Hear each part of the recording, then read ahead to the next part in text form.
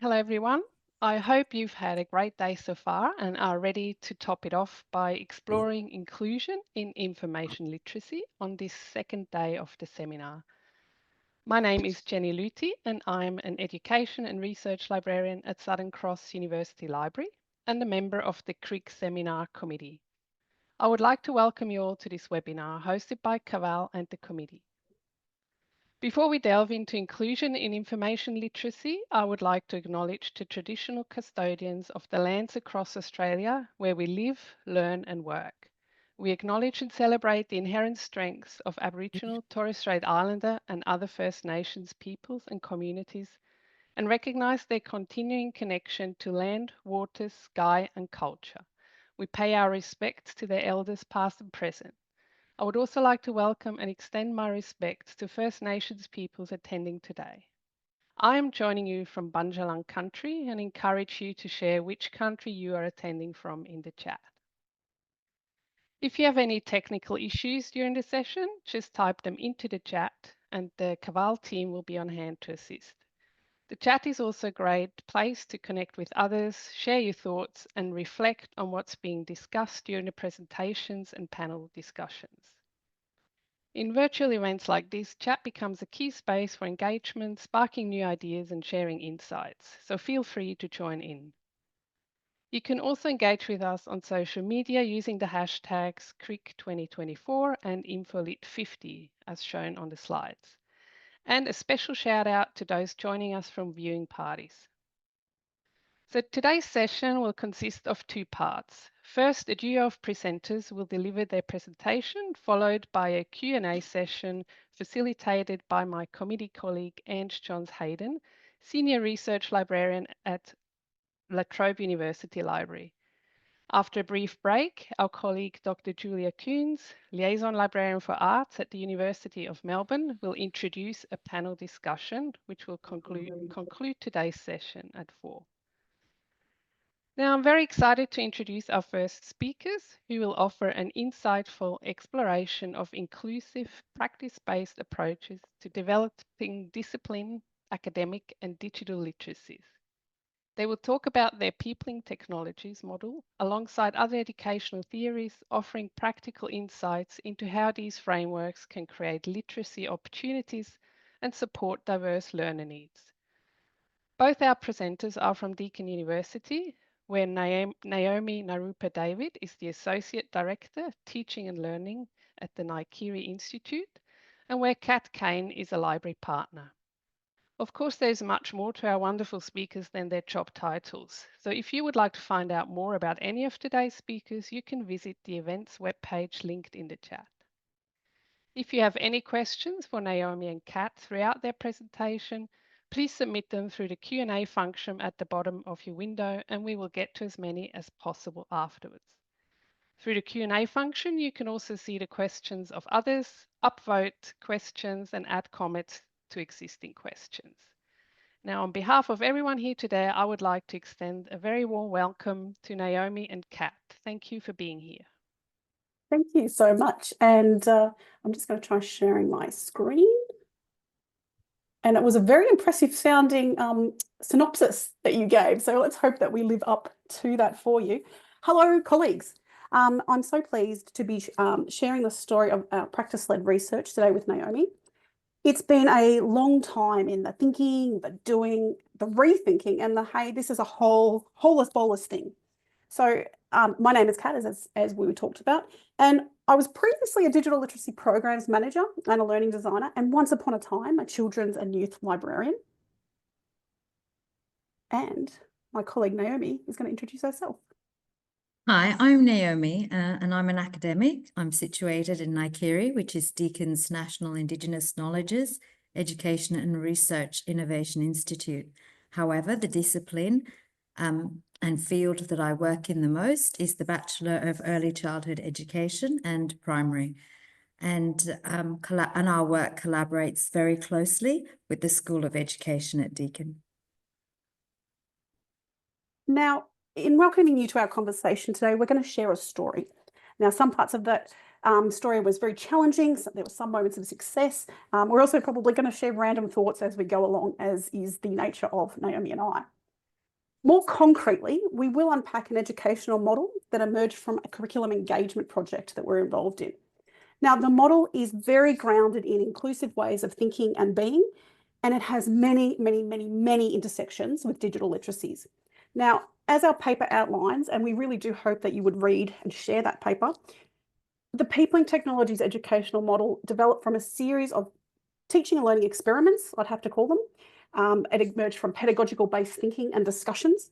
A lot of learner-focused engagement fed into it, as did feedback and reflections in response to what was essentially a practice-based teaching conundrum. I will share the link to that paper in a moment. But what I wanted to flag was that an important part of the story of our model is that many, many other colleagues and students impacted, shaped, and informed the narrative. It is a people story, and conversations were a huge part of its development. Now, what I want to flag is that even our presentation today is a peopled one, and we are hoping you engage in the conversation with us. So along the way, we might have a few mentees. The instructions are all on the screen for you if you've not jumped into a mentee before. We also welcome any kind of digital chat, interjections along the way. Chuck it into the Zoom Q&A that's been set up by Mahabal. It's really, we're happy to be interrupted and to have discussions that emerge more organically. So before we go any further, Naomi's going to acknowledge some, place and people. Hi, we'd like to acknowledge country before we go any further. Place is so significant in knowledge making and knowledge keeping and story sharing. So we'd like to acknowledge that both of us are coming to you today from Wadawurrung land, and we acknowledge the many places and peoples, and in particular First Nations perspectives that shaped not only our work, but has shaped teaching and learning in this place for thousands of years. I'm going to tell you a story about a glycidia tree now. My maternal grandparents own a farm on a mountain. And as a child, my family and I spent nearly every summer holidaying with them. My grandfather used his excellent horticultural knowledge to plant trees, maintain the environment, and harvest rubber. In many of the conversations I overheard and in the wisdom he passed down to us, he would often talk about how plants benefit from the fauna communities that they are part of. An example of this is the pepper plant. It's a vine, and when it grows next to a glycidia tree, it thrives under the shade and direction the tree provides it. People in Technologies is an educational story about a glycidia tree. And the story of People in Technologies as a model is a story of community and how communities draw from and lean on each other to actually not only create greater belonging, but also as a community, our story starts and ends with people. So the people who were the impetus for our contextual exploration of peopled digital landscapes that shape learning for diverse students starts with the Bachelor of Early Childhood Education. The challenge faced by the community took place during a period of transition at Deakin as we moved from a blended model of delivery to one of the cohorts moving into a completely online delivery mode, which required a very close look at our digital environment. The Bachelor of Early Childhood Education and Early Childhood Primary are offered currently in 3 modes: face-to-face, online, and through community-based delivery in NIKERI. Now, you have the discipline, you know about the offerings and the challenge of the time, all of which led to the most important contextual consideration, which was, of course, the people. As a peopled endeavor, we had to start thinking about what's the philosophy, pedagogy, and evaluative framework that's going to drive our work. Well, actually, we came to that at the end of our work. But what I hope you'll be able to grasp from today is, as Kat and I talk, we're drawing attention to the important role that peopled approaches in inclusive digital landscapes provides for us as designers and knowledge makers. So I want to start with the students who are enrolled in the course. Students, as the who at the center of the conversation, embedded the work in a powerful peopled project design. So in acknowledging the contextual story of our students, we became attentive to who the students enrolled in the course are. In summary, most are working, juggling domestic loads, and have enrolled in university through pathways other than ATAR. Viewing students from this contextually rich perspective led us to privilege creative approaches to knowledges that are responsive to things like their time, how they're going to interact with lecturing staff, even lectures, how they're going to interact and use their time in relation to assessment design, which we'll talk about later as well. Contextually rich means that there are unique constraints and enablers. And as we acknowledge those rich stories, we started to look at how are students using our sites? How are they using the learning platforms? Well, students shared stories of how they would be they'd be listening to lectures in their cars while dropping children off at school. Zoom sessions that could run from the car during netball practice. Students who are using their lunch breaks to get on discussion sites to do little bits of smaller assessment pieces. Students, I think my favorite is my child goes to sleep listening to your voice because they're a baby and I run it in the back like a podcast. Hopefully I'm not putting you to sleep now. So the questions about context really were so significant. We started looking at who is our student? And it led us to then start asking the students, well, how do you learn best? Conversations with students about how they like to learn was so significant in shaping the digital landscape because we've got the who, and then we needed the how do you see you learn best? And then when we were designing our Placidia tree, we tried to take all of those contexts into consideration. So student stories that were anecdotally collected in classroom settings and feedback forums indicated that interactivity in the digital setting was really important. Even though I'm learning online, I really gain from interactions. Feeling empowered to participate, not just in the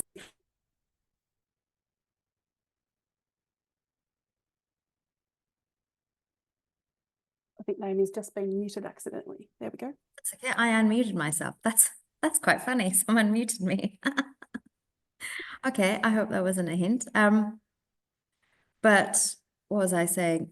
So one of the things we started noticing in the student feedback was that students were saying, it's not just the knowledge. I actually need to learn how to use the digital platform. I need to learn how to use these things so I can participate. I need to learn how to actually be confident to put something up on a discussion post. I need the skills to belong as well as the knowledge to progress. So the emphasis pointed to really building iteration, repetition, learning digital skills, but then having opportunity to use them regularly and often so that they could move from one field of, if you like, fluency to another. So as we started looking at, okay, interactivity, meeting other students, actually having an immediate contact with lecturers in some form, we looked at these ranges of preference that led us to think, well, now we need to ask ourselves, how do we conceptualize what a contextually developed digital design really looks like? And in lots of ways, this kind of extends the story that you may have heard yesterday in CRIG's first day, where there was a conversation around and research and data on what is it like to be a student in the digital age. And what we found in this particular piece of work and in the model that emerged was that we needed to move from what is the student in the digital age to what is it like to effectively design in the digital learning space. We needed to find ways to build the skills and knowledges that the students need so that they were moving fluidly in the space. So this model is very focused on the digital and very focused on the design. And it prompts a lot of other questions in the shaping of this. It's questions like, what does inclusive digital practice look like in this context of a digital learning environment? How can our teaching and learning landscape foster belonging in this kind of context? And those big questions of what kinds of work need to be done and who had the required resources, because these things are complex. They don't emerge from a single one-shot instruction. To bring a truly inclusive and supported and scaffolded learning into being, just like transition theory suggests, you need a big bunch of people at the table to do the design. So the reimagined learning that emerged in this particular body of work really brought together a confluence of skills, thinking and perspectives. And a project team had to form that actually it had 6 university divisions and the partnerships were between academic and professional staff. There was also a distributed leadership model at play because each of those areas brought different expertises that were all needed to shape up the learning. So how does that work? What makes a distributed leadership and a siloed development work is that you need to build a culture of collaboration, compassion, and mutual respect in the design group. And as part of that, we really want to flag today that both the names behind a lot of the work that was done that informed our model and our theory this is just a snapshot of them. And they all did different elements that really informed our work. And I would call out in particular at this point, Sarah Fennelly, who did a lot of digital design in illustrated inclusive characters and scenery so that our students could see themselves. Now, when we talk about information and digital literacy, what I want to know from you is, how do you frame it? What do you think is information or digital literacy? And I'm going to give you just a couple of minutes to chuck some stuff in there. Go to menti.com, try that code 2870561, and let's see if anyone has any really strong framings of information literacy. I should have had some thinking music while I did this.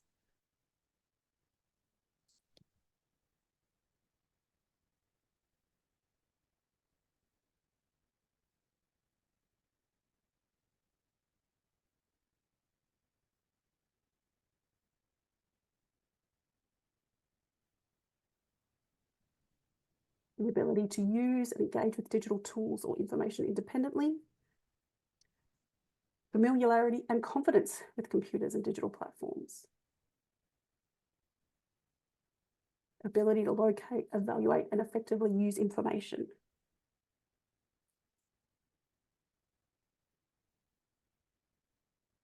confidence and ability. Now, the interesting thing to me is that often it moves beyond pure skill base to these concepts of identity and behaviour. And that was something we very much considered in this project. I love the concept of empathetic instruction because, again, it puts humans at the centre of whatever your design is. Naomi, is there anything you'd note in what's coming up? Oh, I think whenever there's a word, use, find, confidence, I think it's really interesting when we look at digital literacy, how we feel about what we're doing is so important. And the truth is that underpins belonging. And I think that's what we see over and over again in this model, is that you actually have to feel like you can use it, feel like you're comfortable, feel like you understand. Now, I'm just going to show you what the context at Deakin at that time was. We have digital literacy as a graduate learning outcome, so that it's something that all students hopefully have developed by the end of their course. But the context at the time was a fairly simplistic framing of digital literacy as using technologies to find, use, and share information, which is very heavily embedded in information literacy concepts.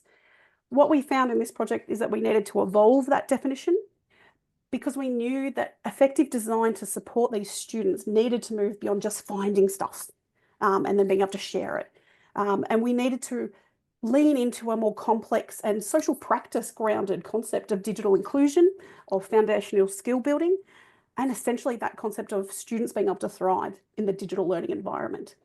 So what we would say is that, a bit like some of the suggestions that came up.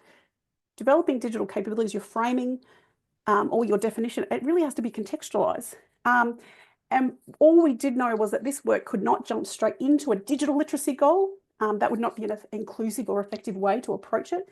We really needed to start more at the foundational level. I also just want to quickly flag at this point that there's an important intersection here between the people in technologies model and work and like other education research and practice. It doesn't occur in a vacuum. At the same time as Naomi and I were working on this, I was involved in a research project with Emeritus Professor Jo Caldwell-Nielsen, and it was all around digital literacies and fluency. And it was a reciprocal thing. Each research informed the other. I'm not going to unpack the digital capability continuum model. We'd be here forever. And I am going to just flash on the screen some underpinning frameworks. But what we would essentially say is that this more complex and nuanced dance of digital is what informed our people and technologies model. And that access, inclusion, and building foundational skills is the model. The other thing that we would really flag is that, and this is quite contrary to my typical stance, which is words and definitions matter. In this space that we found ourselves in, we realised that the definitions and the rigidity was really not that important. What was more important in the work and in the model was a rhythm of including people in our work all the time. And Naomi's going to tell you a bit more about that. The rhythms of teaching and learning as this work progressed really was so important because we decided we were going to support and work alongside academics, unit chairing first-year units, catering for students transitioning to university, and second-year students and second-year unit chairs. Hello.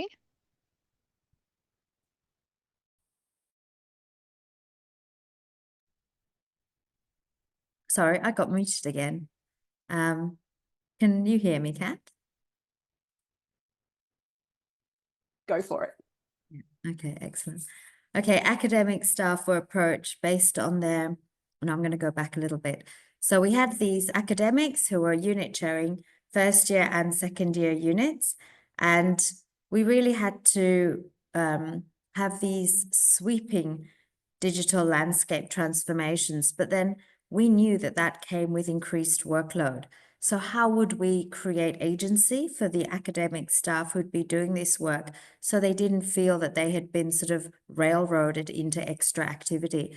So academic staff were approached based on their responses and the interest they showed in the project. Staff interest was crucial because we wanted to have that rhythm where there was extra work, there would be meetings, there'd be collaborative moments, but it was always going to be underpinned with this sense of you want to be here. This is important for you. And we wanted to be, if you like, conscious of that cost of collaboration, which is part of really good inclusive practice, that you are conscious of all the social workload implications of what you're asking.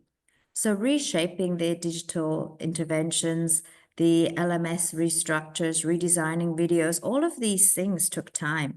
And we were really quite conscientious that the people who were participating in the project had a sense of agency that, yes, they wanted to do this work. And rhythms of respect were central and recognized that when academics choose to be part of a project, they bring their own interests and current innovations to the project. And we wanted them to receive meaningful support that walked alongside them, that took their discipline and their expertise seriously. Inclusions and capability work hand in hand, and they certainly did in people and technologies. Everybody's learning, and that's the richness of the work. And I really became aware of how exclusive digital literacies can be when at the end of a staff meeting, an academic I admire greatly and in fact have cited regularly said to me really encouragingly at the end of the session, I love all this digital stuff you're proposing. It sounds really clever because I couldn't understand any of it. And I actually thought to myself, well, how disappointing is that? That despite her level of sophisticated skill, she felt like an outsider in the conversation. And that really had an impact on the language that Kat and I started using. We started re-languaging a lot of our terms when we started talking about new digital innovations or things that we could try. And similarly, it really changed how we presented things. If we presented something, we'd have an example, so you could see how it looked almost straight away. And so one of the things that happened was the student, the academic, the digital designer, the learning advisor, there was this sense of, well, we all have skin in the game. So we need to be able to lean on each other in ways that are meaningful to not just the work, but also to the teaching and learning. And I'm going to quote Corinne Cosgrove, and she was amazing digital designer who expertly supported many academics. And her mantra was this: role model, design, and develop. And that was really the key. She role modeled the work. She would actually often share a design and then help them develop the extensions in their own units. And the approaches taken by Corinne supported lecturers to embed digital interventions into their units, but also gain insight into the how, so that they could in fact work beyond the boundaries of the project.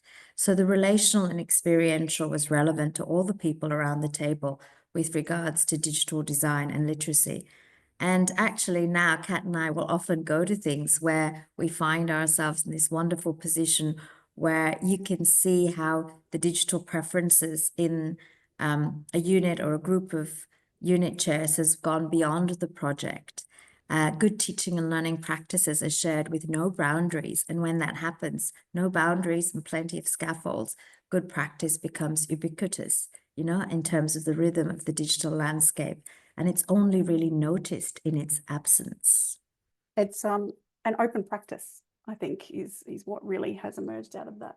What I am going to ask people now is, often you'll hear in this talk the word relational.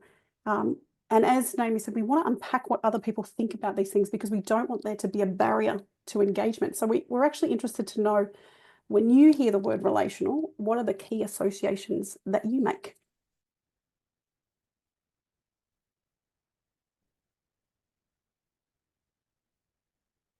People to people, the connections as people are entering. I know that when I think about it, it sounds so strange in a work context, but I do think of friends. I think friends is a big thing for me in a work context. Collaborative, working alongside, connections, togetherness, people to systems, flexibility, co-creation, which I love.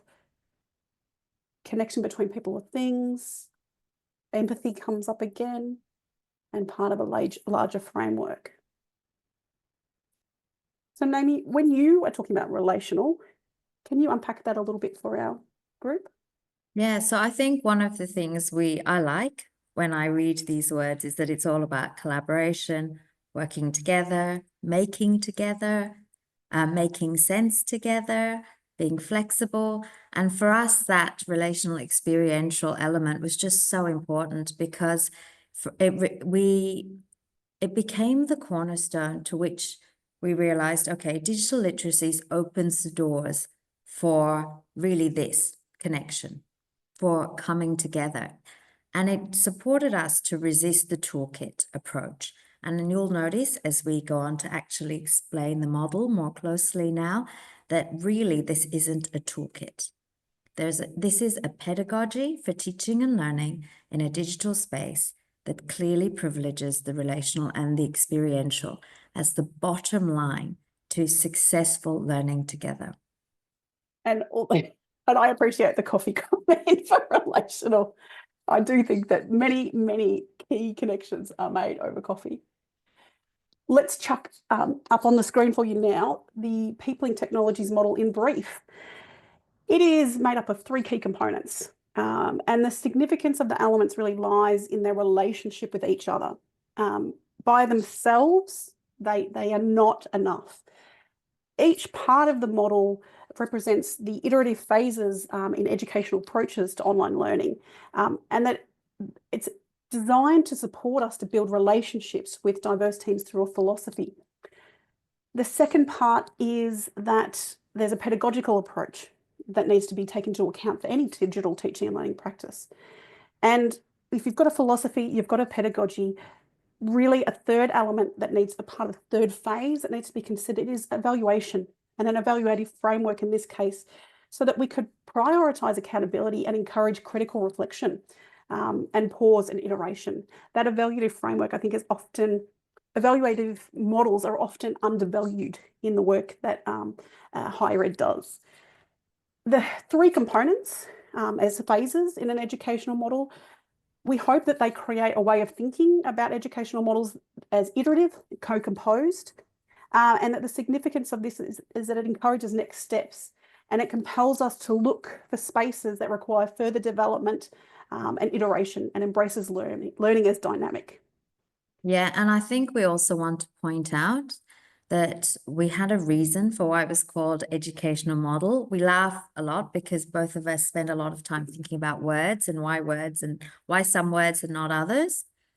And we actually used the word model because we liked the idea that for other people who drew from our educational model, they would have some parts that are relevant, some parts that are not, some parts that over time will become redundant and have to be refashioned. And because learning is dynamic and the digital learning space is dynamic and literacies are dynamic. So we wanted to make sure that we had this kind of loose parts feel to our to what we were saying about teaching and learning in the digital space. But let's have a quick look at what we talk about when we talk about the philosophy of it. The philosophy is a priority because it privileges ways of knowing through community and understanding that design solutions only can be effective through understanding who you're designing for and the community that comes to design for. Privileging partnerships, I think, really for us identifies the significance of building teams, developing overviews of different skills, the isolating of key aspects of a project, because not everything is possible in your first run of everything, your first iteration. And so the philosophy is that by bringing people together, you can build knowledge outputs as a community through kind of that transdisciplinary practice and have moments of like genuine creative articulation scattered along the journey. So in a nutshell, this philosophy concept is that design-based work needs opportunities to gather people together and grow ways of knowing. And it's got to be practical and pragmatic. It can't always sit in the theory. It's got to be pushed into the doing.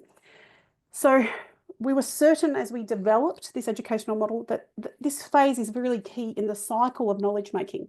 And let's be honest, at first it's a little bit tricky to cross those borders because different university geographies, they often work well as what we call independent ecologies. And therefore, partnerships had to be prioritised, and it had to demonstrate personal and collective value for the people engaged in the work. If I then move into the doing, because as he said, you can't just sit in a theory space forever, we're going to talk about the actual doing, the action, the pedagogy, and Naomi's going to unpack this for us. Thanks, Kat. And I think this is where we had that real emphasis on what I talked about before, that language. The language has to make sense to all the parts of the project and all the people in the project, but it also had to give academics who are going to embed this work a really straightforward rhythm for how they were going to compose the actual digital space. So the first thing that we really understood was significant from student feedback was that immediacy. How do I meet my lecturers? How do I see them quickly? How do I actually use this space? So those visual, audio, and if you like, really those encounter moments. And then the collaborative element was much to do with opportunities to be together, learn together, share stories. So some units actually used PebblePad quite well. Some used Padlet to do these kinds of sharing activities. But I don't want to actually spend too much talking about the actual digital tool because those have changed already. More importantly was this pedagogy of having within our digital learning sites an emphasis on collaboration, an emphasis on the immediate. I can click an animation that's been developed by a lecturer and I get the big ideas for this unit in a really concise way that's immediate. And then the interactive elements were so important because we wanted students to feel that the landscape could be reshaped by them. They could see that they were doing things that changed the LMS. So for example, when they finished an H5P task for that week of learning, they could see how that page looked different because they'd contributed to it. And the interactive in terms of assessment was also so important because as you interact, you've done a bit of reading and then you have that, if you like, what would happen in a classroom. A lecturer would ask you a question, you would answer and you'd go, right, I'm on the right track. We try to build in lots of opportunities for small, low stakes moments that let you interact and go, oh yeah, I've got this, I'm on to the next thing. And that was really important, being able to have opportunities for students to hear, see, read, encounter, work together and interact. And speaking of interactivity, I'm obsessed. I would like to know, what was the last frustrating thing you did online? The task that you were like, oh, good God. And I'd like to know why it was frustrating. While you're populating that, I'll share my last frustrating task, which was to look up the details for an upcoming conference next year and to see what the abstract details were, but I needed to create a portal first. And it thought I had one already because of another conference I'd been at. I got all confused. And in the end, I could not create an account and I gave up and I never looked at that conference framing because it was just too much effort in my day between other things. Building H5P very fiddly. I totally agree. That's why we worked a lot with templates. Something to do with Gen AI, not interpreting my prompt correctly, trying to mute someone and accidentally muting the speaker. A bit of a facepalm. Searching for a book series on a public library site, which one would have thought after this time, years of web experience, that library discovery would be amazing. Search feature for Outlook, oh, it's an abomination as far as I'm concerned. Chatting to a chatbot, almost everyday technology fails to do their job for somebody. Didn't press save. Developing a postdoctoral application using Gen AI. Other experiences have been Miro boards, trying to get a refund from Uber, logging in to access this resource, would log in, but then you have to log into, they were in a loop, and people wanting to report problems on websites and not being able to find how to do it. These are the kind of there's a lot of access, frustration and other moments in there. And I'm going to get Naomi to talk about why we're so interested in this. Well, you're the experts, and I'm going to say that was the fastest populated interaction that we had in our little talk today, which I'm going to say speaks volumes because you really are the experts. And so if you imagine, as we were looking at developing or redeveloping the digital environment in an undergraduate course, ease suddenly takes on a life of its own, because ease and moments of frustration, they do change the online experience. And here we were trying to say, no, we'd like you to come along. We'd like you to study. We'd like you to engage. So during the earliest phase of this project, when we were conceptualizing the approach, I was challenged by Dr. Fran Bassi to consider how well shopping online have mastered the art of digitally easy transactions. And they challenge our processes in higher education, because sometimes we can forget that ease is actually such a centrally important part to how we function in a digital space. So as part of my research, because no one can call me lazy, I bought a pair of red shoes, and she was right. I managed the whole purchase in 7 easy steps. And really, I mean, although we laugh, but 7 easy steps is excellent. Ease does shape the experience. And what we really wanted ICI to privilege was ease. If students were going to do an interaction, it was easy. If they had to upload a video, instead of doing a video, downloading it and uploading in a platform, we'd use the H5P tool that was already there, where you click record yourself, submit. How could we use what we had already to actually have things so to have things that students could use easily, but also well. And just as research was simply essential, working with the staff, evaluation in terms of is what we're doing actually meeting the objectives was so important. So we'd often be asking staff, how could we help? What can we do? Let's have a look at the sites together. And we were often doing a lot of the building ourselves, but evaluation was really important in terms of what about student objectives? Are these being met as well? And in fact, that, as we've already flagged a number of times, evaluation is just critical to any good design practice. We, as Naomi flagged, as the work progressed, we did find ourselves on several occasions having to step back and critically reflect on key developments and reshape and redirect. We also realised that we needed some sort of scale for measuring progress and to think about continuous improvement. Now, this is a decision point in these kind of educational decisions is that, do we choose a social scale or a numerical scale? And gosh knows a neoliberal university loves a numerical scale, but this is a people and technologies model. So we felt we had to use a social scale, and no surprises, I think, there. We chose to look at the digital landscape through the perspective of familiar knowledges and experiences and new knowledges and experiences. And in fact, it was from the world of public libraries that we found our stimulus for evaluation. So this model draws on the Sims-Bishop model of evaluation in literacy. It was called sliding glass doors.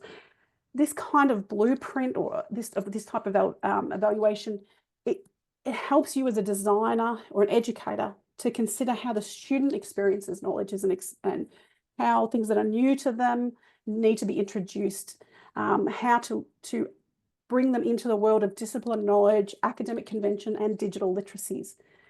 So we really were looking at this concept of what is familiar and what is not familiar and how to move the students into a space where it became familiar. Now, part of the thing in when we developed this is then we went back and looked at some of the existing work, and there are gaps in the original project, and they've inspired further projects, particularly around assessment redesign, and Naomi's going to touch on those. Okay, so what happened was we started evaluating this work. We started looking at what is really successful. Where do we read to reiterate and rework things and perhaps include other areas? So interestingly, and I'm just going to talk about this very briefly,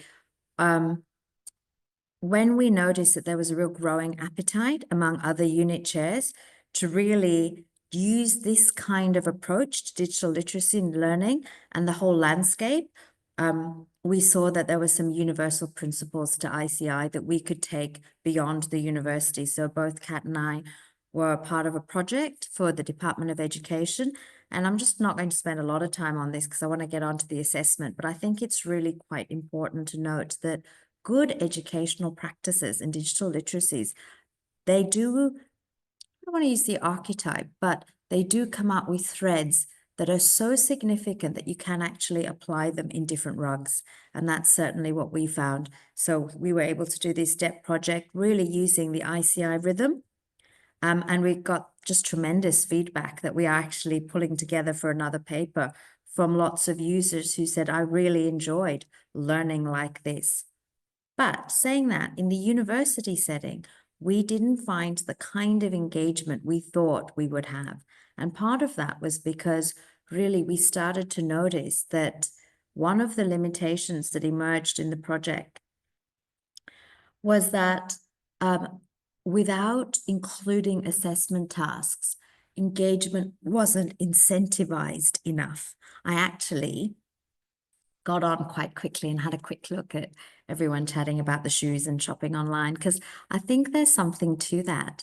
When students enroll in a unit, they're shopping for a pass or a credit or a distinction or an HD. And somehow we had this beautiful digital design and this really lovely rhythm, but it wasn't linked to assessment. And without it being linked to assessment, we just found that students weren't motivated enough So how could we move this, how could we people assessment? Well, the next phase of the model that we're currently engaged in considers how digital learning landscapes engage with assessments. And we're currently, with the support of a seed grant, embedding an approach to some of the units called learning through incremental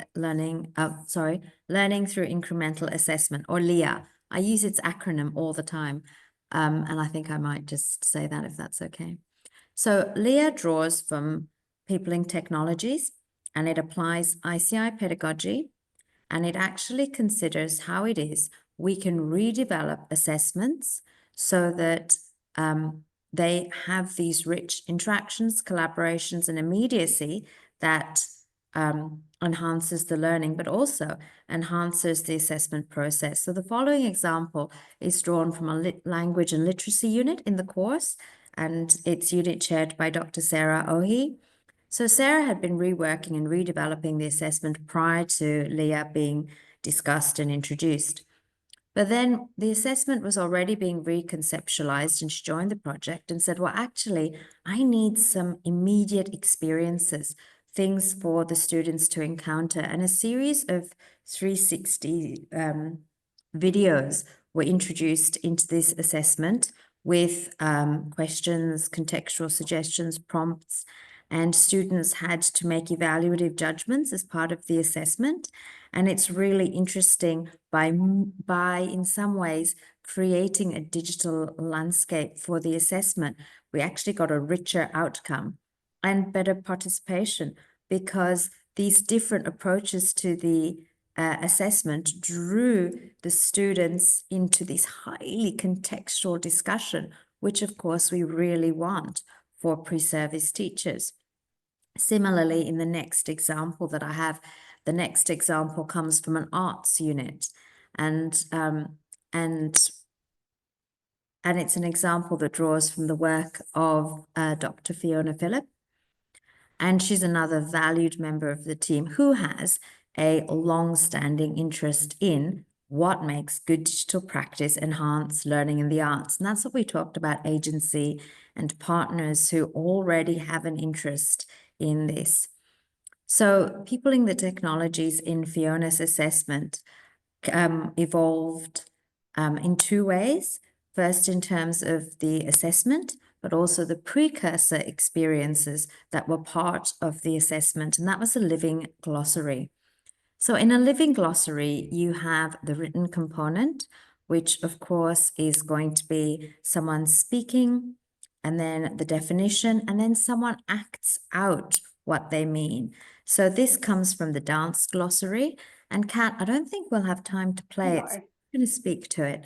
So what happens in the dance glossary is that you see someone performing all these wonderful things that, guess what? In your assessment, you're going to pick something you'd like to embody, speak to, explain how you teach to. That becomes your assessment. And then there's a written component where you respond to curriculum documents and things. But the live aspects created access points for students, number one, who have diverse learning experiences, but it also role modeled the oral, physical, performed aspect of teaching that are deeply personal, deeply contextual, and in that sense really supported us to start thinking about, I wonder if this could give us insight into how some of the steps we're going to learn in the AI dance that so many of us are currently learning in higher ed.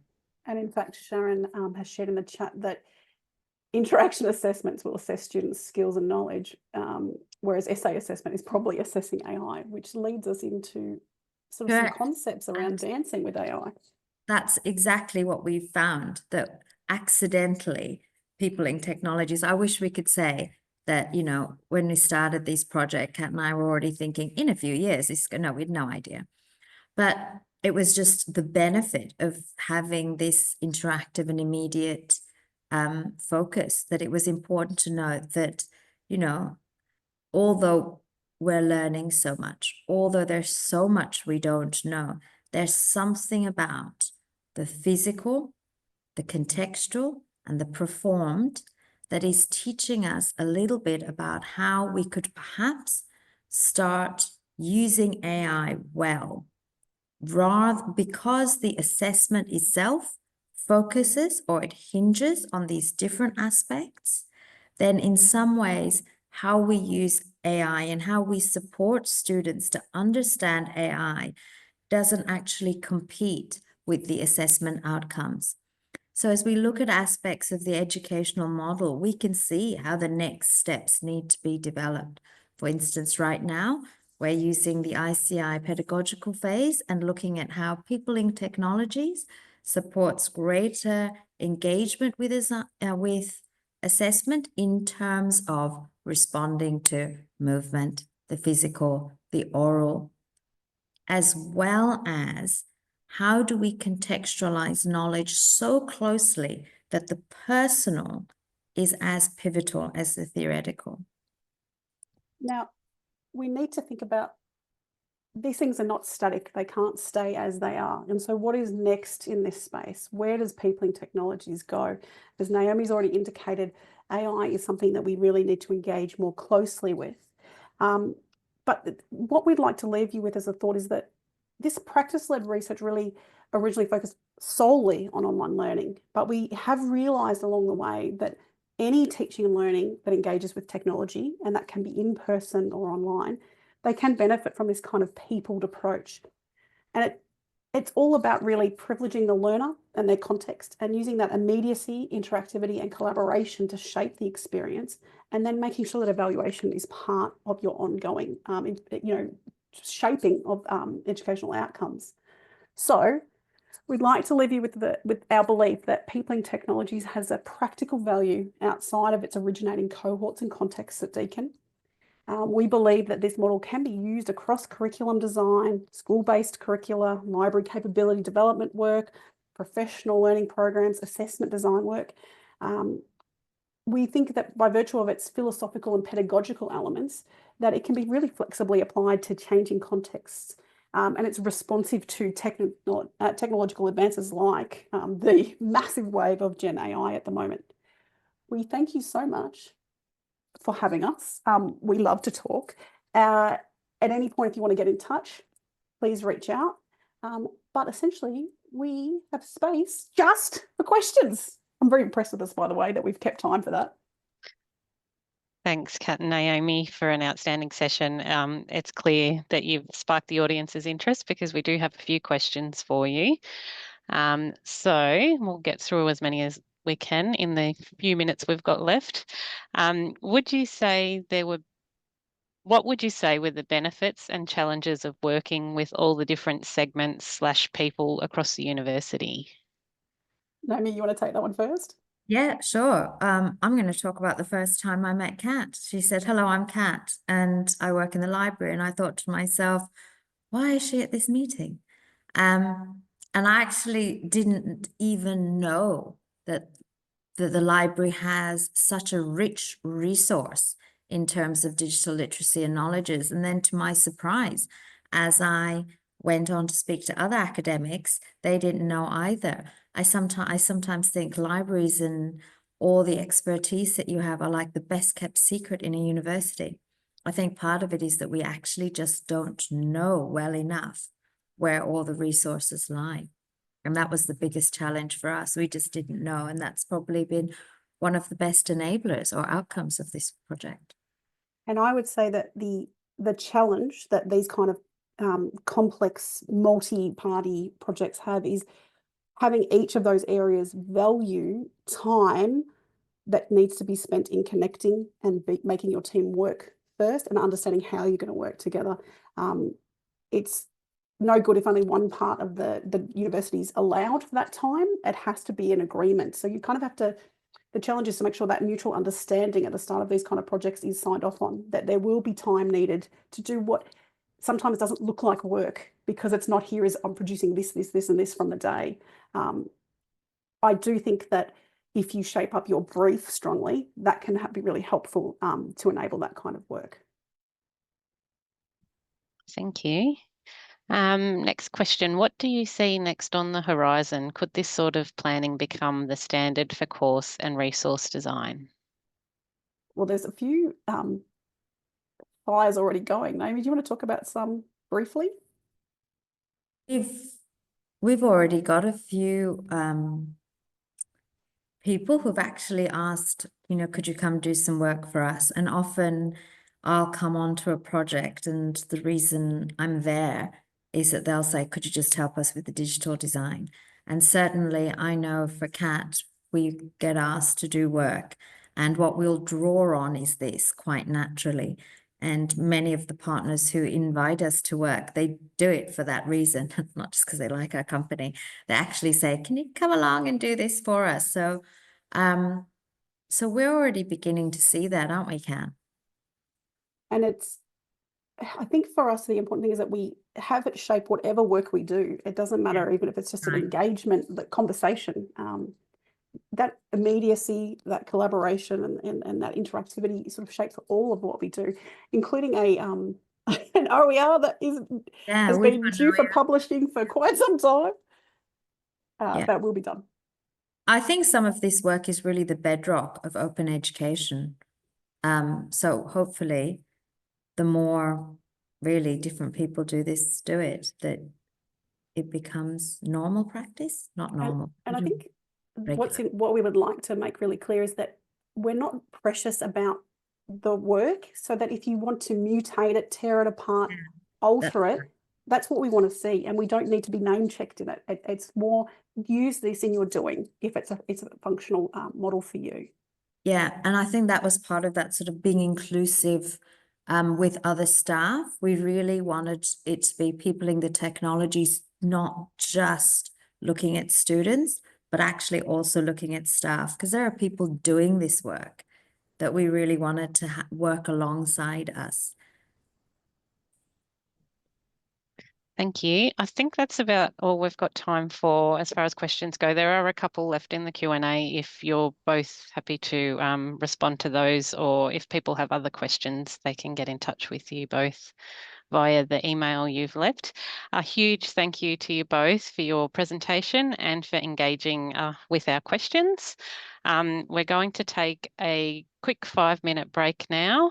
And my colleague Julia will bring us back at about 3:05 or 2:05 if you're in Queensland. So we're looking forward to seeing you all soon. Thanks again, Kat and Naomi. Welcome back, everyone. I hope you had a chance to have a stretch and get a quick break from your screens before we move into the second part of today's CRIG seminar. Now, coming up, we've got a panel discussion on underserved groups and information literacy, where we'll be exploring the challenges and opportunities in supporting underrepresented communities with their information literacy needs. Now, leading the discussion is Allison Hadfield, who's a liaison librarian at Federation University, with over 18 years of experience across academic and public libraries. Allison is passionate about breaking stereotypes and is usually the first to get shushed in the library she's worked in. Now, Allison will be introducing the panel shortly.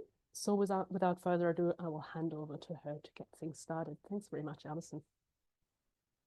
Thank you, and thanks for inviting me to facilitate this panel today on underserved groups and information literacy. I think we're in for some robust, honest, and potentially very challenging conversations today. So without further ado, I'd like to introduce the other members of the panel. And what I will get them to do is give us 1 minute, and I've got my stopwatch here, the 1-minute introduction to them. So Lenny, are you there? Lenny Yes, Vries. Yeah. Hi. Lenny Vries, library business partner at RMIT University. You've got 1 minute, Lenny, go.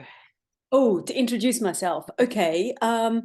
Yeah, so at RMIT, we sort of moved from a liaison librarian model to a business partner model. So I'm kind of across all of the different library services for a particular college at RMIT. And on the side, 2 years ago, I've set up a disability and neurodiversity staff network at RMIT, and I am a disabled lived experience person. I have a partly paralyzed arm and I live with chronic pain. Does that nail it in a minute? Perfect. Thank you, Lenny. Dipti, would you like to go next? Dipti Mahabal, Library Assistant at Brisbane City Council Libraries. 1 minute, go, Dipti. Hello, everyone. Thank you so much for having me in this discussion today. My name is Dipti since 2017. I hold multiple degrees, Bachelor's of Commerce, Master's in Personal Management. I work as a volunteer in the library, so I decided to do my Diploma of Library and Information. I'm currently a student at Charles Sturt University doing my Master's in Information semester, so I'll be graduating soon. Thank you. Thanks, Dipti. We are having a few issues with your technology, I know, so hopefully they'll come good. Heidi Babatsikos, have I said that right? I'm so sorry if I haven't. Good try. Hi, my name's Heidi Babatsikos. I've been working in public libraries for over 10 years and across 4 different library services during that time. I've lived and worked overseas in several countries, and I have a passion for our multicultural communities, homeless people and the less digitally literate. I'm currently the team leader community engagement at Monash Public Library Service, as well as a branch manager at Clayton Library. Clayton is actually one of the most multicultural Thank suburbs. you, Heidi. And last but not, sorry, Heidi, you're cutting out a little bit as well, and you've gone on mute now. So did you get to finish your spiel? I was just going to say that Clayton Library is where I work. I'm based at, and it's one of the most multicultural suburbs in Melbourne. And we've got plenty of homeless people that come to our libraries as well. Thank you so much, Heidi.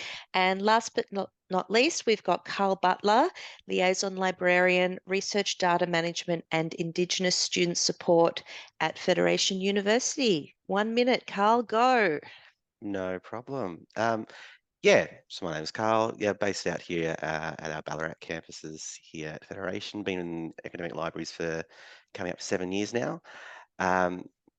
Yeah, as far as my sort of first experience there goes, coming from a rural background, originally up around near the Mallee, and very much first in family when it came to my experiences there as well too. And yeah, working here in the libraries, it's all very much been about supporting our cohort of students, which again is quite diverse there. A lot of our students are first in family, come from a low income background there as well. Again, so have those challenges there as well, coming from a regional rural sort of background there as well too. So that's really where my interests lie. Of course, I am Aboriginal myself too, so I do have a genuine interest in supporting our Aboriginal and Torres Strait Islander students as well. Thank you so much. So welcome all of you, and look forward to some fantastic conversation. We'll kick it off with our first question. How do power dynamics within academic and public institutions influence the way information literacy is supported? And are we unintentionally perpetuating these dynamics when working with underserved communities? Who would like to go first? I'll have to pick on you. Heidi, would you like to go first, please? Sure. So public libraries usually operate under councils or corporations, and the councils and corporations often define the priorities of where the funding goes to, as well as the policies that we have that run our libraries, and may dictate the information literacy programs that we run, depending on whether we get the funding for them or not, or the support, and potentially limit the amount of diverse materials we have in our collection. Thanks, Heidi. Lenny, would you like to go next? Well, okay, there's the diplomatic answer and there's the honest answer. The diplomatic answer is that at what we have seen at RMIT, there is a real push to embedding Indigenous knowledge into curriculum. So this is then supported by the deans and the education DVC. So that opens the door to us creating amazing LibGuides on Indigenous knowledge. And also we very much try to help academics by making it easier for them to find, where can we find information sources that are authored by Aboriginal and Torres Strait Islander people. So that's where we use the, the black sites. Sorry, I've totally gone blank.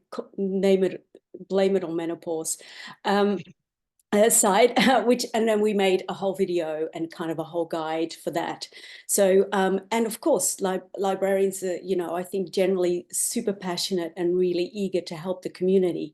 So, once that door, officially opens, we're there to supply it, which is really good.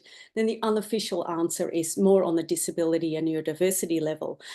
Personally, I'm so sorry. I feel that on the leadership level in the university, nobody really cares about disability and neurodiversity, to be honest. We have a network that's 118 members, both professional and academic staff, and we are now starting to advocate for different services. Now, how does that relate to information literacy? This is where there are needs to kind of particularly, and I hope, Carl, you can take over from me on this level. I've heard from staff and particularly neurodiverse students that it's sometimes really hard to find your way in the online library, how to find particular information, databases, how to navigate them. We really need more help and more guidelines as to how to find that. But what particularly people in the network have said, it's just a kind of a staff thing to be able to just talk to a librarian and say, hey, I need to find this. Please help me to find it and go there, which in recent staff cuts, this is kind of almost impossible. I'll hand over to you, Carl, to pick up on that. Can do. I am neurodiverse myself. So yeah, totally do agree with that. It's a funny thing, you speak to a lot of library staff there, and there is a great deal who do have that experience with neurodiversity in one way or another. But I don't really feel like we're talking about it as openly as we could. I feel like that sort of environment, that conversation has changed in probably the last 12, 18 months. I have sort of really noticed there has been a bit more work in that space. I know the latest launch of ANDPAR, for anyone who wants to be involved in that, there has been really quite amazing for any library professionals with disability and neurodiversity in that space. It's been quite interesting. There we go. Thanks for that, Claire. I know you're a good advocate for us. It's a really important space for us to get involved in here, to really speak to neurodiverse students on that sort of level. Here at Federation, for example, end of last year, I think it was, there was a real ground up approach from students that actually launched their own neurodiversity student group for the first time. It was absolutely amazing. And that was just from a couple of students who, you know what, I want a sensory space. The university is not listening to me. We need to come together, work as a collective and do something about it. And you talked to a few people, I heard about it, and while I'm sort of unofficially a member there and I'll go along to a few meetings, they had the AGM on Sunday there.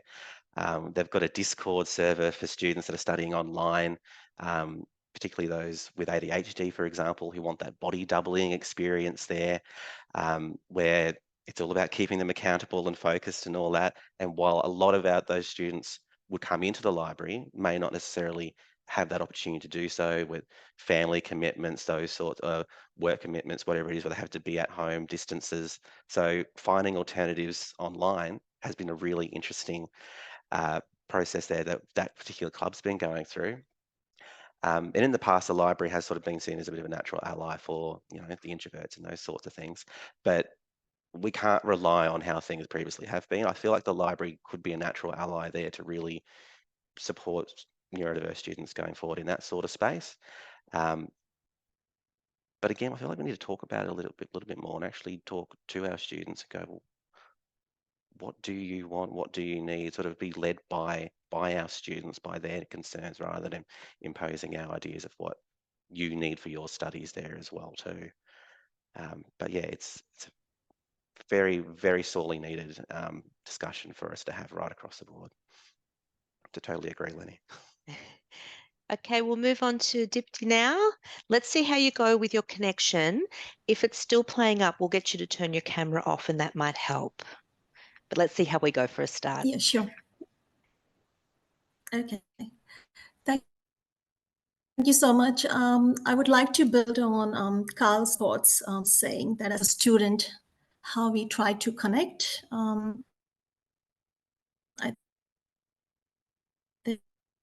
Can you hear me now, or is it it is breaking up a little bit, so we'll get you to try turning your camera off and see if that makes a difference.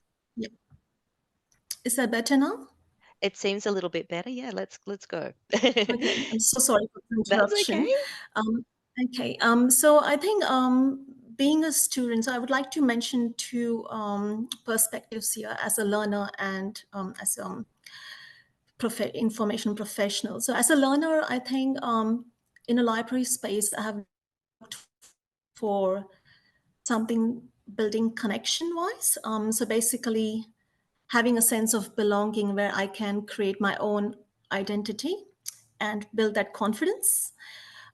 It also means to me that my diverse needs are considered as an individual, and they are met and they are heard. I think it's also important to get a sense of empowerment. That's the ability and the strength where I feel appreciated and I'm given the opportunity.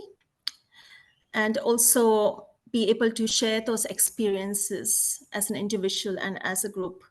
So I think being able to understand and respect those cultural differences, I think is very important for underserved community or underserved groups.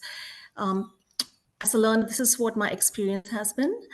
And as an instructor, I would say it's important to build a connection with the members in the library because they come from different contexts, different backgrounds, and showing empathy is equally important because they have diverse needs, and the cultural diversity aspect is very important that needs to be considered, and that can help us design the information literacy in the libraries. Thank you, Allison. No, thank you. That actually leads really well onto our next question. Libraries are good at community outreach and tailoring our collections to their culturally diverse communities, but the services still have gaps for all underserved groups. People visit the library for many different reasons. In your experience, what do people from underserved groups need from the library staff and the services they provide? And Dipti, I'll go back to you because you were just speaking on that as well around empathy. So do you have any more to say on what you feel underserved groups need from the library? Yeah, sure. Thank you, Allison, for that. I think what we are looking for is definitely, this could sound a bit of repetition, but I think these are very key points in considering this topic. And it is very important that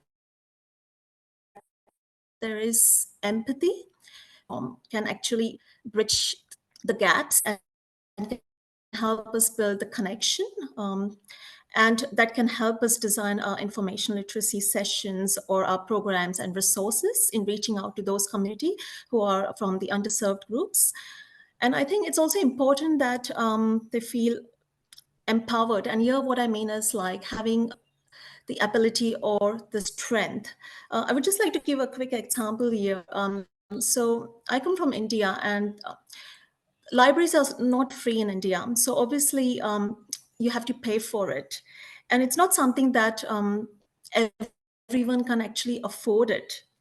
So that's a very different perspective, because when I came to Australia, I was really amazed, and I was really happy to know that it's a free membership and there could be so much I could get access to and be able to use as a student, and also be able to share that information amongst my community.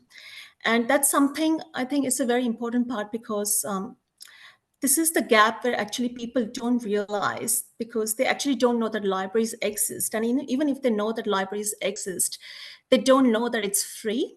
And there's always that communication gap, I feel. And that's like one of the biggest barriers, I feel, because it's important for them to step into the library to be able to understand what services libraries are offering, and what librarians are doing to actually make their experience, or create a more inclusive environment. Thank you, Allison. Thank you. We'll head backwards from where we went before. So Carl, that means that you're next. So what do you think that people from underserved groups need from the library staff and the services they provide? They need some sort of connection. They need trust to be built, to reach out. Carl, your microphone's not working very well. I'll get you to move it closer to your... There we go. What we'll do is we'll move on to Lenny, and then we'll come back to Carl. Better? Yeah. Oh, yes, you're back again. Fantastic. There we go. Okay, keep going on what you were about to say. Here we go. Look, well, honestly, we need to, people who are brand new to studying, using libraries, they need to build that trust, I would say, with libraries. And I know for us who work in libraries, we know that we are very much focused on our patrons, making sure we build those connections, that we and ourselves know that we're doing it for the right thing there. But there are a lot of people who have had negative experiences, or just see the library as this big, intimidating institution that seems inaccessible. During my undergraduate studies, when I started, I saw the library as like a bit of a refuge, as far as going in, sitting amongst the books, feeling like I was part of something, as a part of the university and doing my studies and all that. But I was a first in family student, so I felt a huge amount of intimidation as far as just asking a librarian, can I get some help on this? They were always sitting behind the desk, looking busy, and just seeing that sort of that step too far for me to actually go out and reach and say something to them there. And that meant I was really behind the 8 ball in a lot of ways there. I didn't know how to use the printer, and how to effectively engage with databases beyond Google Scholar and those sorts of things. And I worked really hard to get to that point, and I felt like everyone's telling me you should be, you're very lucky to be here at this university. And that had a lot of pressure on itself there as well too. And coming from a first person in the family going to university, coming from the regions as well too. So I was commuting to Ballarat, back and forth from Melbourne every single weekend to work, to help out with family issues going on there as well, those sorts of things. A lot of pressure was sort of put on, to the point where I didn't feel like I was necessarily getting the help that I needed. Mental health issues sort of rose their head there as well too, and I had to exit my studies early as a result of that. Whereas I was talking to friends and all that who decided to study in the country, closer to home, stay with their family, whatever it is.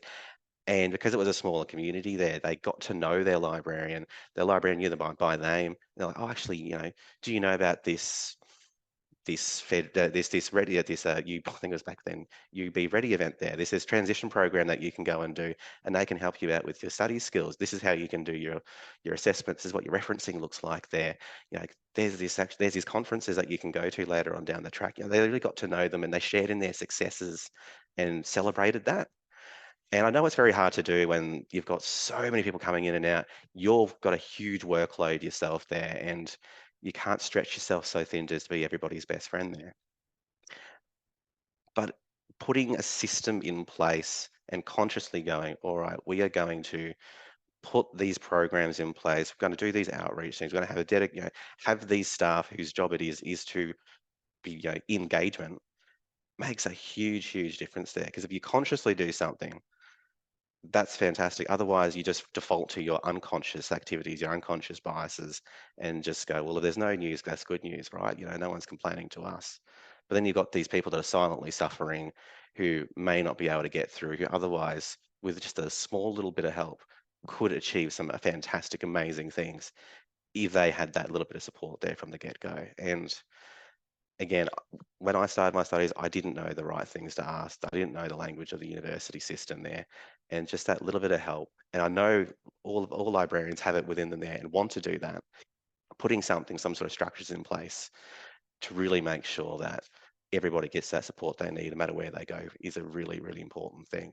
I mean, I got a scholarship for being a regional student, doing quite well and all that. That got me in the door. But once I became a student, you know, no one would know any different. They didn't know that I needed the additional help, and that made it quite difficult there as well too. So say good day to the person that wanders in the door, I think, is a really big thing. Just do that. Say hi. Thank you, Carl. Lenny, in your experience, what do underserved groups need from the library and the services they provide? What we found is that wayfinding to the actual library spaces is a huge problem. At RMIT, we have got incredibly designed study spaces that stretch over 2 levels. That's in our city campus. And it is a labyrinth of different spaces to even get to the collections. There is no clear signage as where to go. So by talking to neurodiverse students, we found that for them is a huge barrier.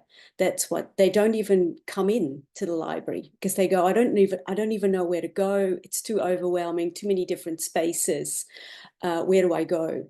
So interestingly enough, we discussed this amongst our library staff, and an amazing person in our team just suddenly on her own said, well, we can create a 3D kind of move through the library space.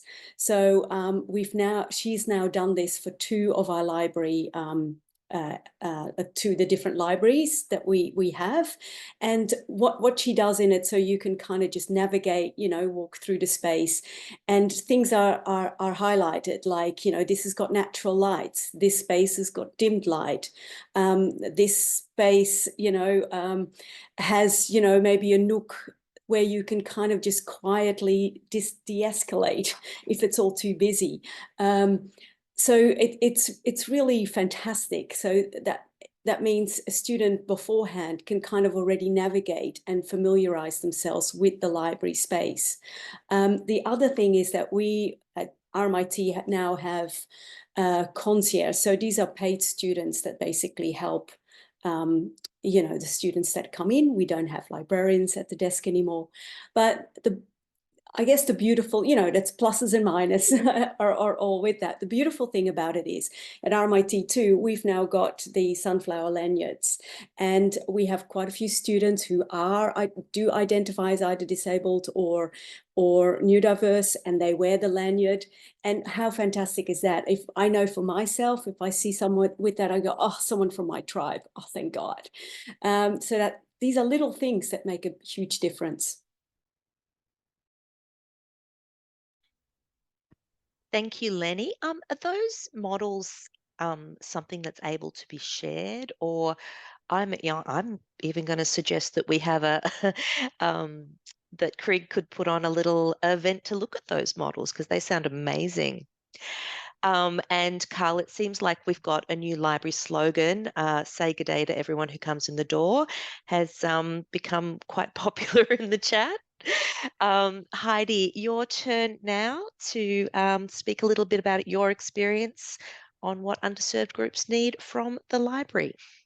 Yeah, well, we've actually started, we're about to do the hidden disability training as well, Lenny, so it's good to see. And we've just started on the sensory friendly maps that have the loud noises as well as the light and everything. So it's interesting to hear that you're doing similar. I think for me, it's really important to have staffing that understand the community. In public libraries, we're often the only friendly and non-judgmental people that some people speak to during the day.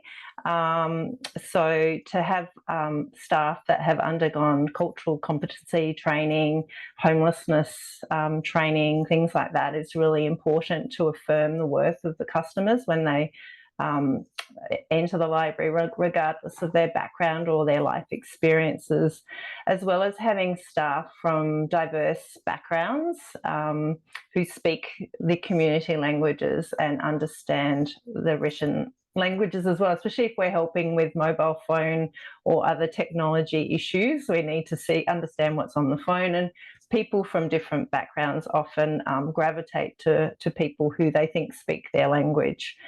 So also websites that can be translatable is really important, and just a really relevant, inclusive programming, doing co-design with the different communities to ensure we have programs that meet their needs, as well as for borrowable materials. I think that's really important.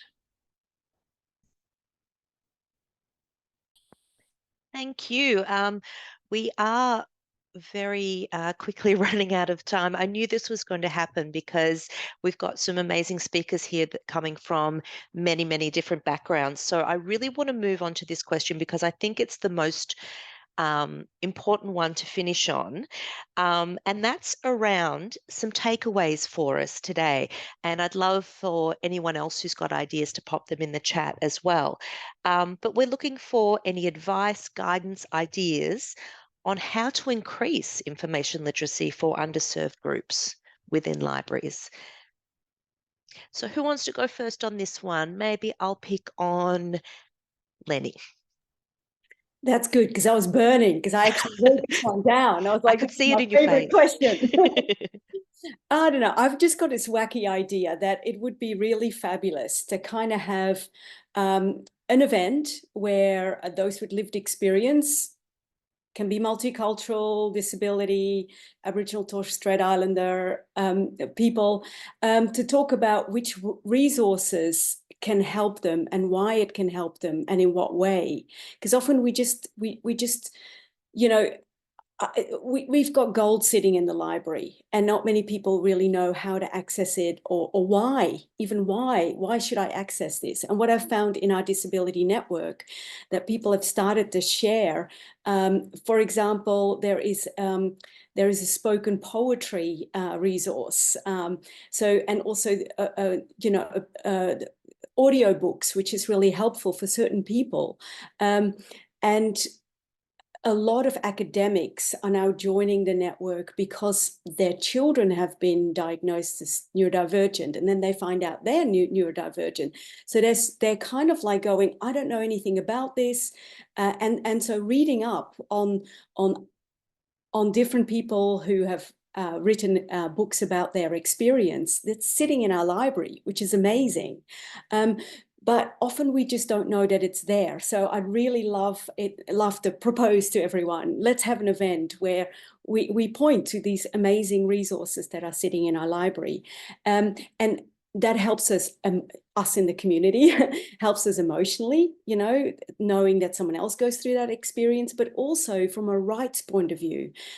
There are resources that point to, what are our rights as disabled or neurodivergent people in general, and to know that empowers us enormously. So I think that this can help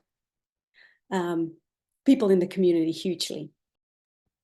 Thank you. I think there's a lot of power in personal stories. Dipti, do you have some tips, advice, guidance, ideas for everybody today? Yeah, sure, Allison. I hope you can hear me.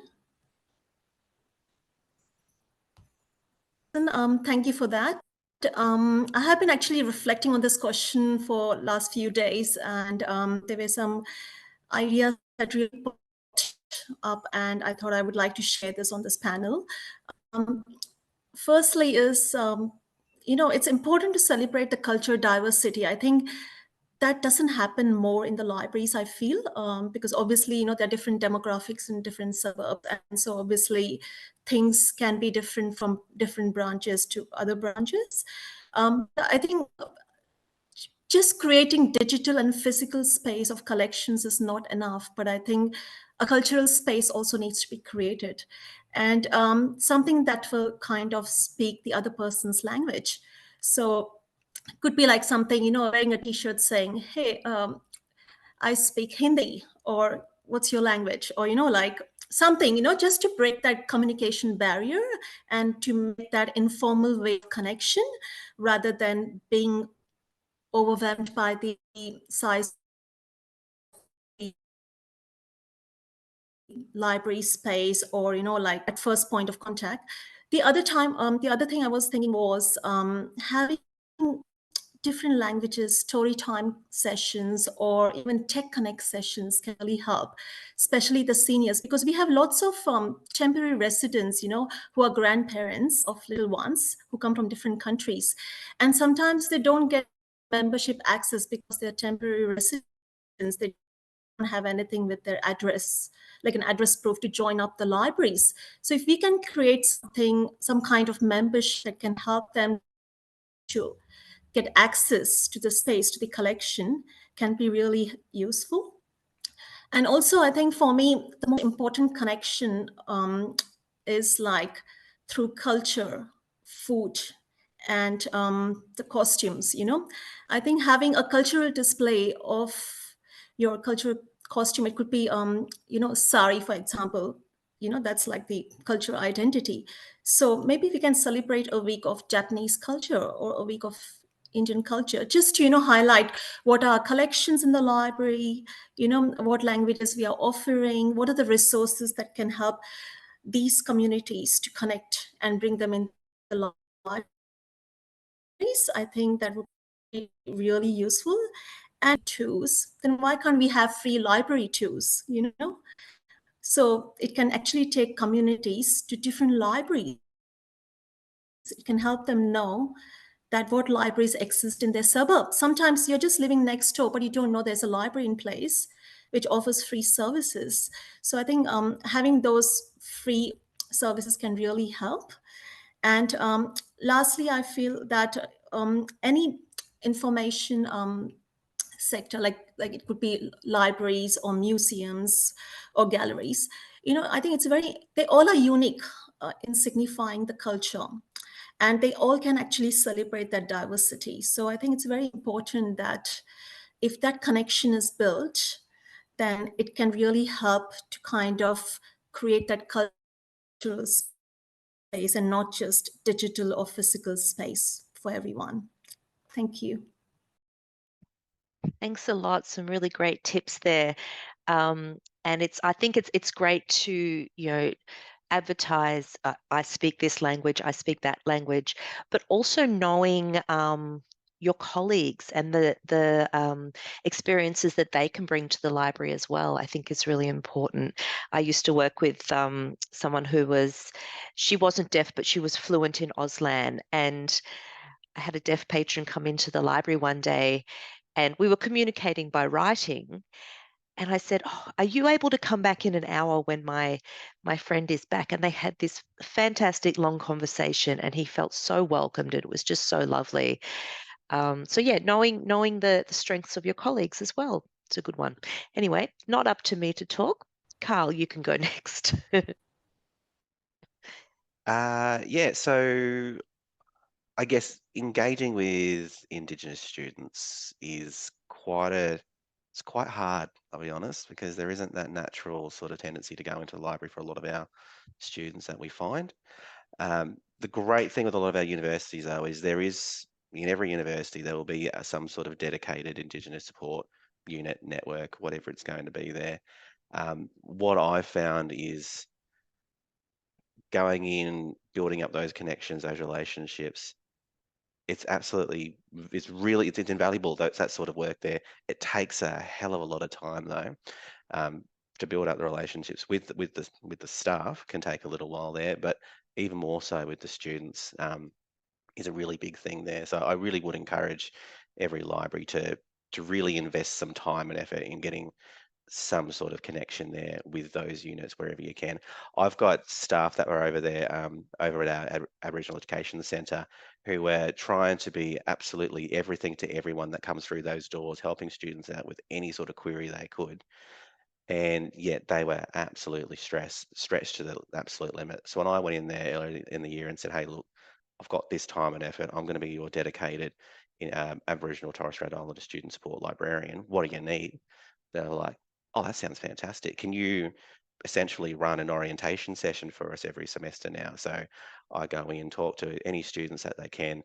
This is what your student email looks like. This is how you engage with Moodle. This is how you're going to set up, submit your assignments, those sorts of things. This is where you go just to connect to your Wi-Fi, and you get over that initial hurdle of using the systems and the digital literacy aspect of it, that you can then move from there to going, all right, not only can I actually engage with the studies, but now I know that bloke over there, I can actually help him out. You know, he's told his story there. I can connect with that in some small way, and then off you go. And now I'm getting more students coming into the library and saying, oh, look, I've got this brand new phone. I can't actually seem to get my emails onto that now. And it's really stressed me out. I've got this assignment due, I want to come and talk to you. We can do that. And again, it's about that connection, about that genuine engagement. Tokenism doesn't really achieve too much. Might make you feel good for a tick there if you do a little thing for NAIDOC week or whatever it is, but it's those genuine connections going on in some small way, that those really long-term effects that can make a really big difference. I feel like I've put a hell of a lot of time and effort into it, and I've only gotten this far with it.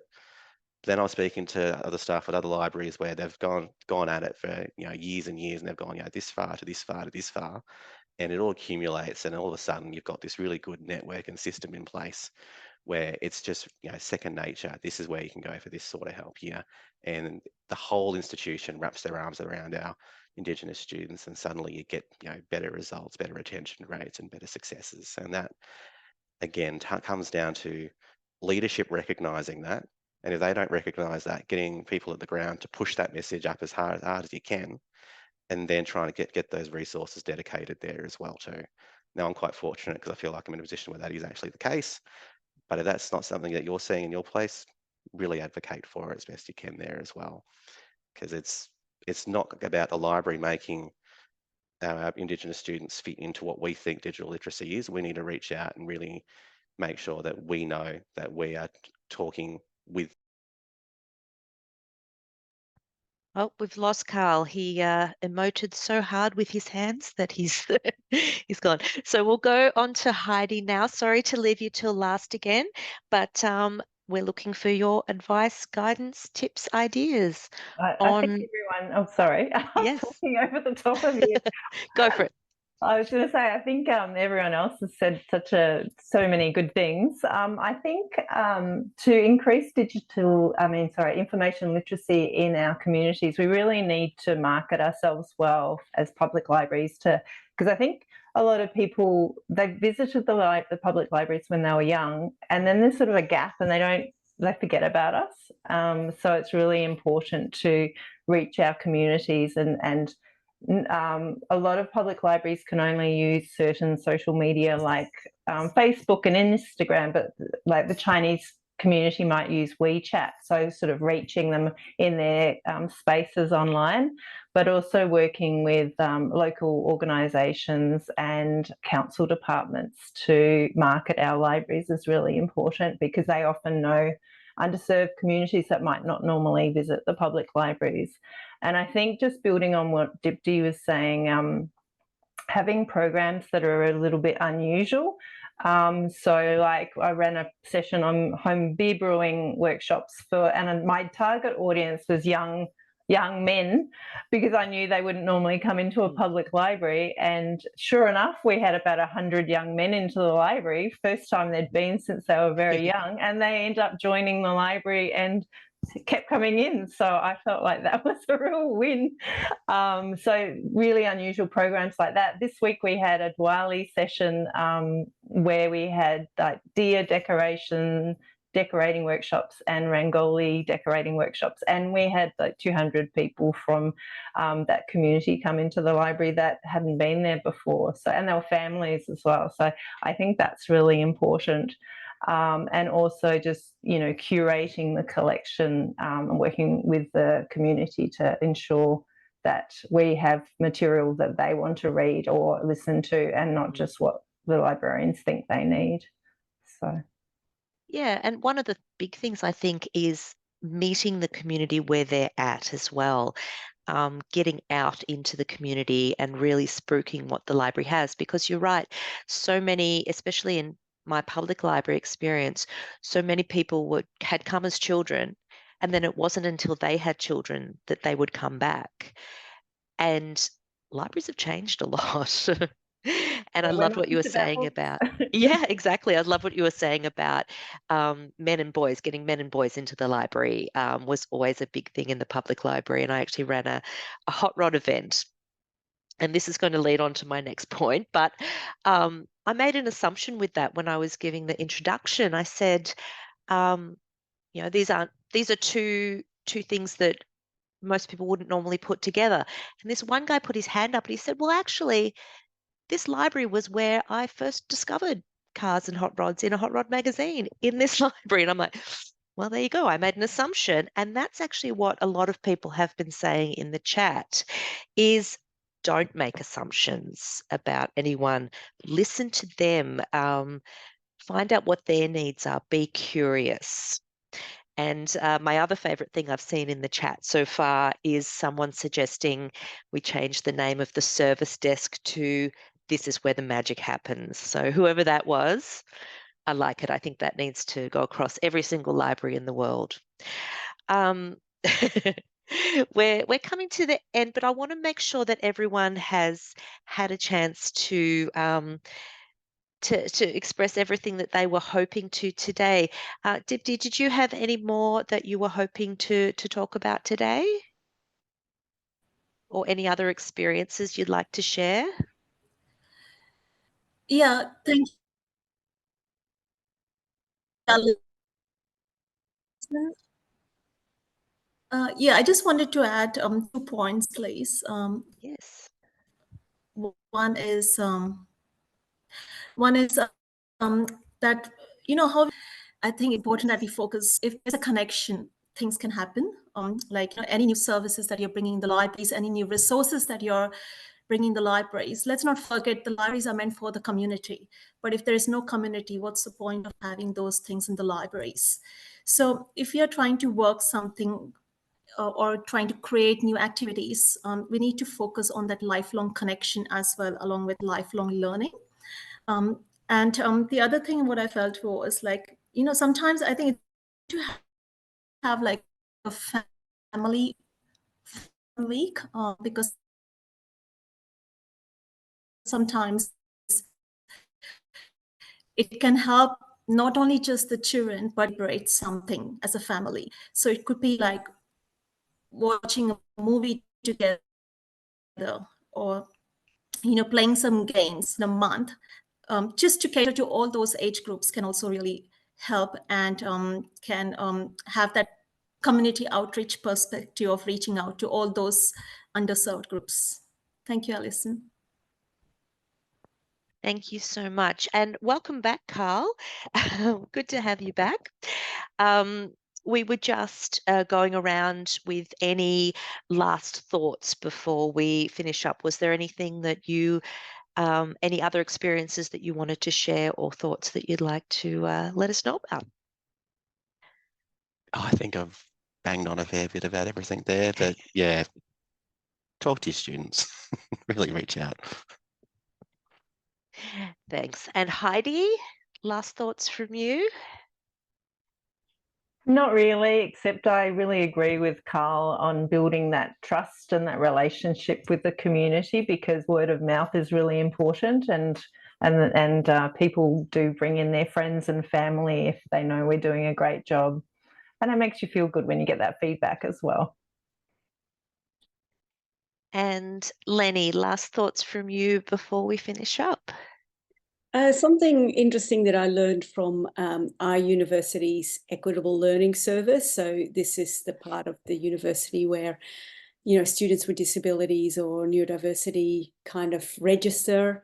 And so what came out of a conversation with those coordinators was that many students to find it a bit difficult to meet a new person.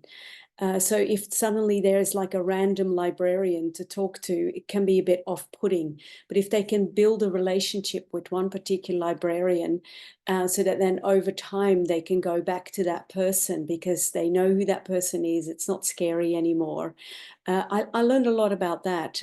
So at RMIT, we have like a disability contacts group. So there's 4 librarians who form part of that, so that they're the ones that kind of that cohort can link into and build that relationship with, which I think is very useful. That all sounds amazing. Thank you so much to all of our panel, Lenny, Heidi, Carl, and Dipti. And I think we've even kept to time. That's exciting. So thank you to everyone in the chat as well. Lots of really robust conversations in there too. Great to see. Thank you so much, Allison, and also Lenny, Carl, Dipti, and Heidi for this fantastic discussion. And yes, I can really just echo that there have been some great comments and resources shared in the chat as well. So please give yourself the time to pick up what you need, and hopefully we can keep these discussions going. And on that note, just a quick reminder that after today's seminar, we have the in-person gathering at Captain Melville in the Melbourne CBD from 6 p.m. I believe there's still a few spots available. So if you'd like to join us, just send a quick email to members@caval.edu.au. And you're also welcome to use that email to send any questions that you may have for any of the presenters who spoke to us today. The cake competition, which has been running in the lead up to the seminar, will be closing for entries in 6 minutes, I believe. We've received some incredible creations. So if you can't wait till tomorrow, you'll be able to see them on LinkedIn using the hashtag CRIG 2024. And otherwise, tomorrow's day 3 of the CRIG seminar is when you'll have the chance to see all the cakes in the one spot, and also vote your cast your vote for the favorite one.